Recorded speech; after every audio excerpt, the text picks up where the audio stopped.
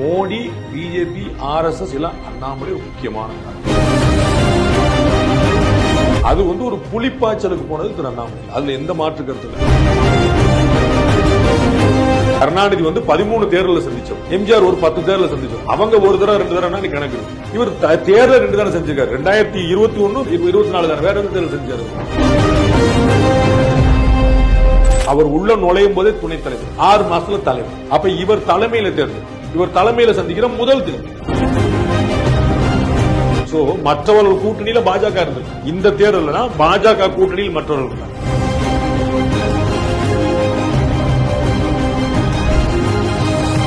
தன் தலைமையில போட்டிட்டு 2.5 வருஷமான ஒரு அரசியல், 3 வருஷமே பொலிட்டிக்கல் எக்ஸ்பீரியன்ஸ் கூடிய ஒருத்தர், 2 வருஷமா தலைவராக கூடிய ஒருத்தர், அவர் தலைமையில தேர்தல் சந்திக்கிறாரு.